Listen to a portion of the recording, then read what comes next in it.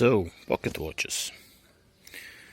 When we think of them, we immediately imagine 18th, 19th, 20th century. These are the predecessors of wristwatches. So, today we are going to talk about pocket watches. This is my collection. And mostly a curious type of pocket watches, the Japanese ones.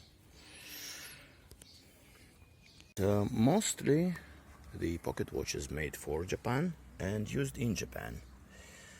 And we're going to dive into late 18th century and continue to 19th and eventually come over the modern pocket watches. Yes, there are things like that.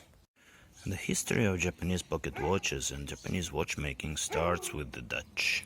They were the only ones they were allowed to pass through the Japan borders when it was isolated in late 18th century, and they helped Japanese a lot. And in terms of timekeeping, they introduced them to a modern, at that time, European type of timekeeping and calendar. So all the previous watches made in Japan were solar based or water based, and they did not come up and compete to the modern horology. And the first pocket watches sold in Japan were so-called trade house watches. These are the Cologne and mostly trusty and all the Switzerland-made Swiss watches, Swiss pocket watches, which were brought overseas to Japan and sold in Japanese trade houses of that time, which were mostly owned by Dutch people. Afterwards, we come to the late 19th century, and in 1881, Kintaro Hattori founded Seikosha, a watch company. Before Kintaro Hattori's company, except for the trade house watch, there were also small businesses like Yokohama Watch Company and another one, Seikosha, which later became Citizen. But mostly the companies were producing clocks or cases, watch cases at that time. But eventually Kintaro Hattori renamed his company to Seikosha Watch Limited or something like that in 1892, I think, and he started to try to produce his own watch. His own calibers and his own pocket watches, which one of them, and the most famous one, is the Seiko Timekeeper. Unfortunately, this is not the first model. The first model was with remontoir, and it was more like this trusty watch. Trusty was Tavanes, I think, and Happy Time is also Tavanes brand, and I think these watches were mostly made of Japanese parts already, but some of them were still Swiss made. If we open it up, we will see that many of them are still cylinder type, and some of them are already a anchor type, which is a modern type of watch.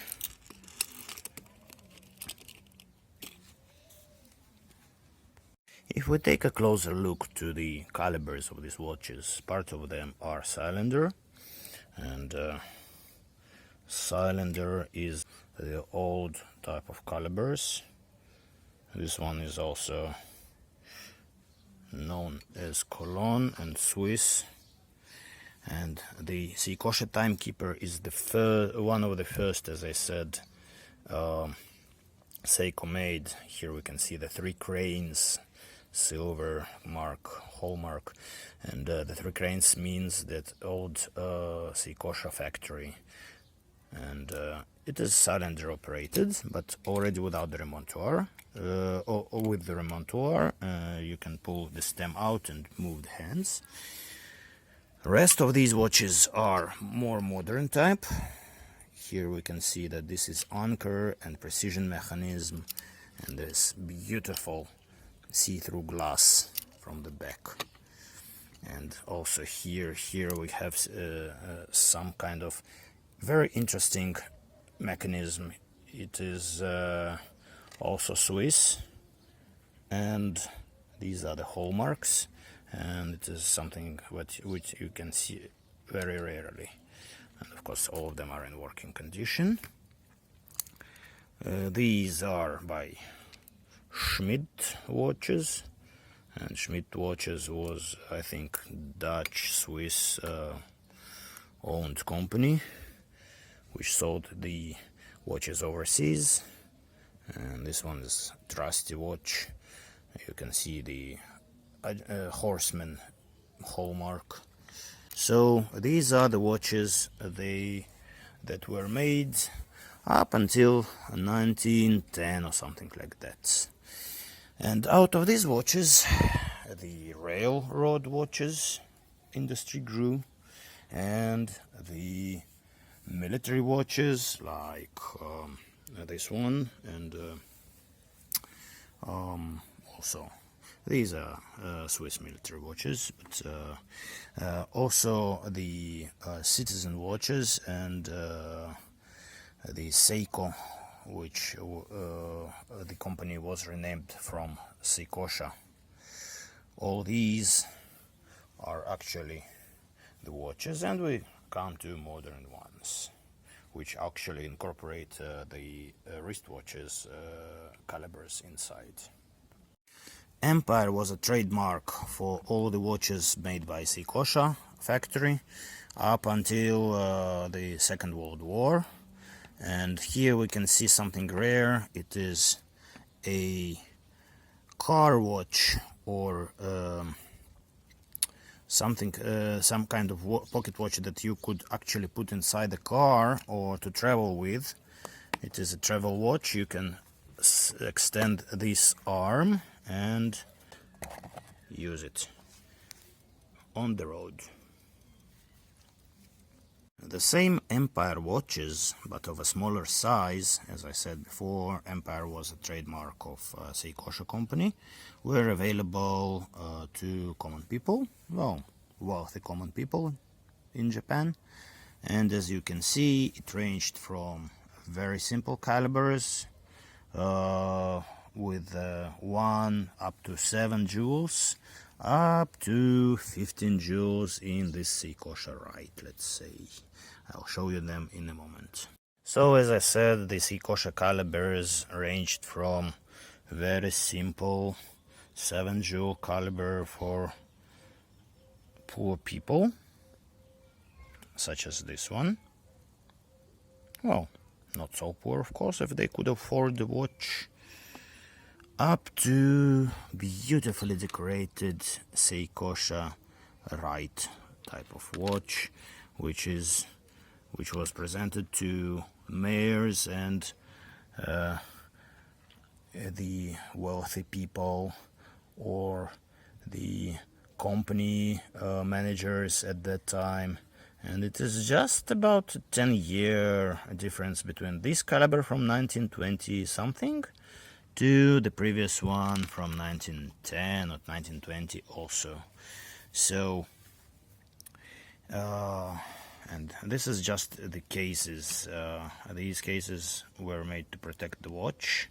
Oh, look at this beauty. This is Empire 15 jewels, but black. And here we see the case, which should protect the watch. And while in other countries the common type of handling this watch, the pocket watch, was a chain of some sort. In Japan, it was mainly this type of rope with these knots, beautifully made, and it was used to put inside the kimono and secure it in the kimono of some sort. So, Zelma, extra flats, and chronometer minister, and also chronometer Edmond. All these were types of trademarks of Seikosha company. Now we can see here the Citizen, which is actually a later name for Seikosha company.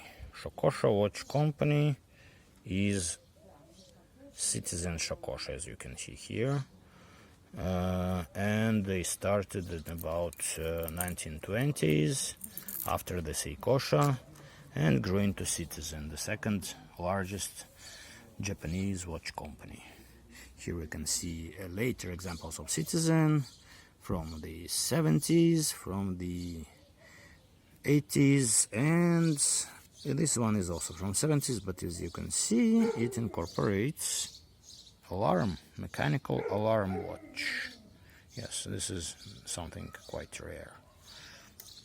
This is actually a wrist watch mechanism inside these three. Next time we are going to talk about railroad and military Japanese watches. Actually, this is also just a case. So thank you very much for watching and for listening. Hopefully my review of the collection will give you a slight interest in watchmaking, watches,